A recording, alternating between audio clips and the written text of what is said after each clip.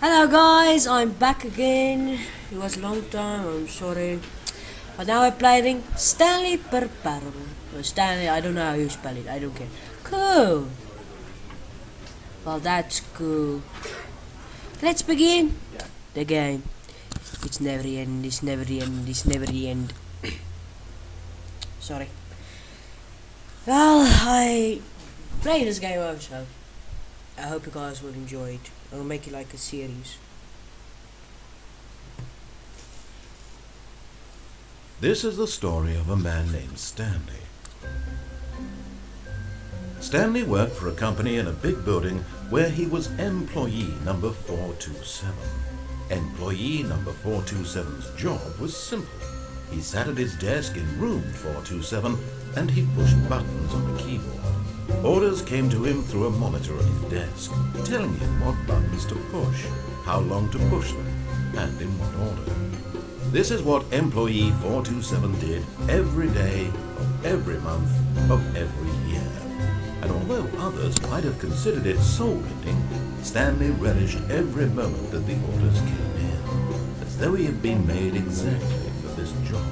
And Stanley was happy. Smiley face, well. And then one day, something very peculiar happened. Stanley. Something that would forever change Stanley. Something he would never quite forget.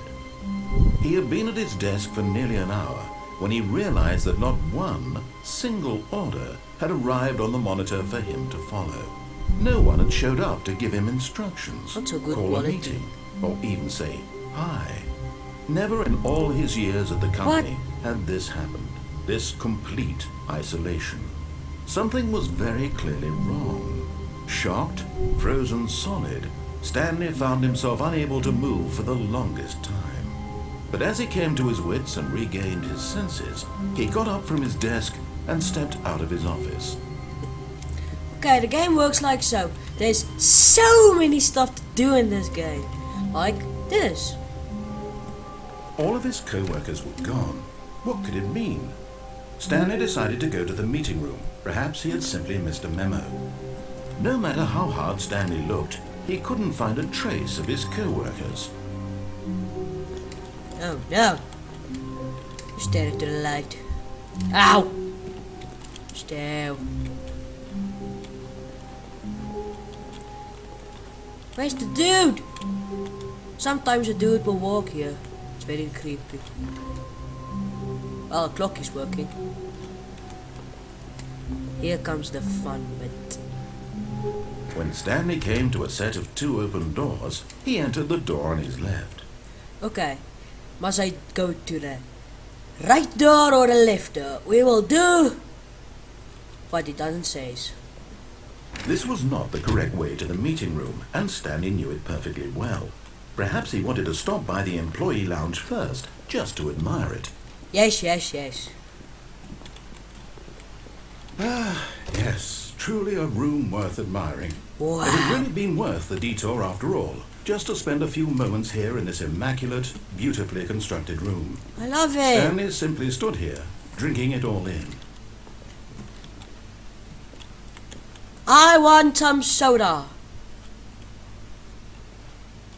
Yes, really, really worth it being here in the room. A room so utterly captivating that even though all your co-workers have mysteriously vanished, here you sit looking at these chairs and some paintings. I love it. Okay. But eager to get back to business, Stanley took the first open door on his left. I will not do what he says. Stanley was so bad at following directions, it's incredible he wasn't fired years ago. Warning, do not jump. Oh shit. Look, Stanley, I think perhaps we've gotten off on the there's wrong also foot one. here. I'm not your enemy, really, I'm not. I realize that investing your trust in someone else can be difficult, but the fact is that the story has been about nothing but you all this time. There's someone you've been neglecting, Stanley. Someone you've forgotten about. Please, stop trying to make every decision by yourself. Now, I'm not asking for me, I'm asking for her. What? Who's her?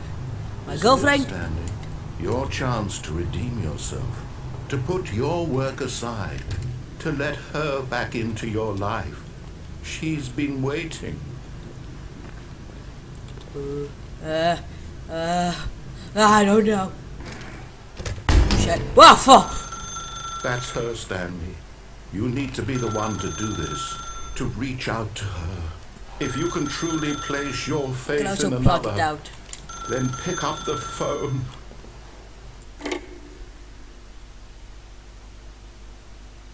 My dog is looking at me.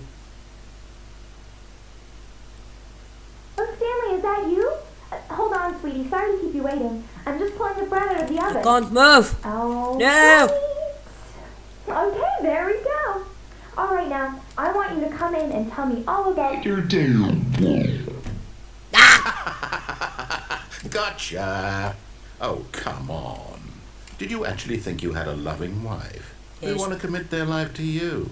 I'm trying to make a point here, Stanley. I'm trying to get you to see something. Come inside. Let me show you what's really going on here. Escape! Sorry, but you're in my story now. No! Please, no. Very nice detail. Let's go. Hello. This is a very sad story about the death of a man named Stanley. No! Press Q. Stanley is quite a boring fellow. He has a job that demands nothing of him, and every button that he pushes is a reminder of the inconsequential nature of his existence. Oh, I can't jump. Press H. Look at him there, Whoa, pushing shit. buttons, doing exactly what he's told to do. Now he's pushing a button. Now he's eating lunch. Now he's going home. Now he's coming back to work. One might even feel sorry for him, except that he's chosen this life. Z. I press 7. But in his mind, he can go on fantastic adventures. From behind his desk, Stanley dreamed of wild expeditions into the unknown, fantastic discoveries of new lands.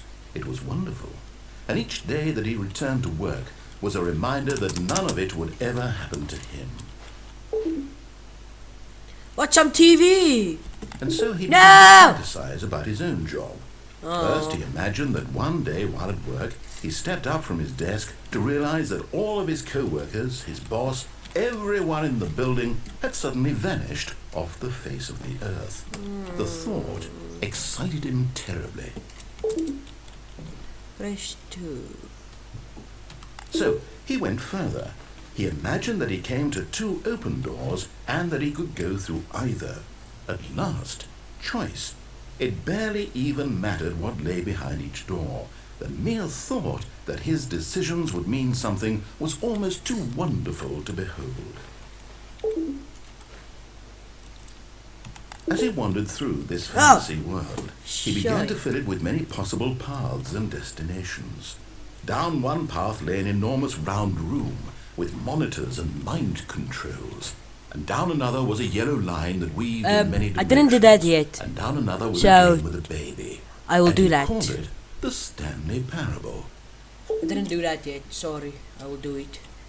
It was such a wonderful fantasy, and so in his head he relived it again, and then again, and again, over and over, wishing beyond hope that it would never end, that he might always feel this free.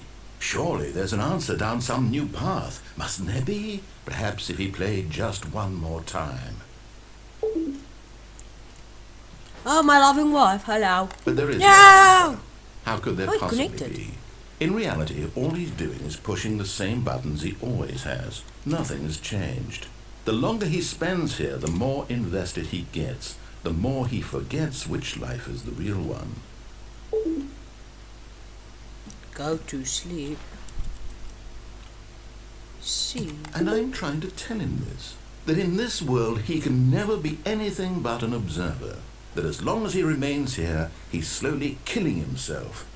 But he won't listen to me. He won't stop. Here, watch this.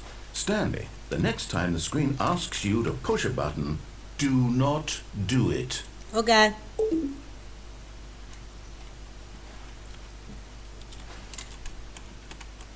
I think nothing will happen because I waited so long till I not recorded. So I'll just go on. You see? Can he just not hear me? How can I tell him in a way that he'll understand that every second he remains here, he's electing to kill himself? How can I get him to see what I see? How can I make him look at himself? I suppose I can't, not in the way I want him to. But I don't make the rules. I simply play to my intended purpose, the same as Stanley. We're not so different, I suppose. I'll try once more to convey all this to him. I'm compelled to. I must. Perhaps, well, maybe this time he'll see. Maybe this time. And I tried again. Ah! And Stanley pushed a button. And I tried again. And Stanley pushed a button. Please And die.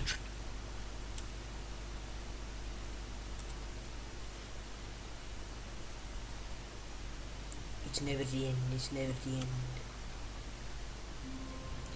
Okay, guys, this is all for this. This is all for this video. Goodbye. I'll see you at the next video.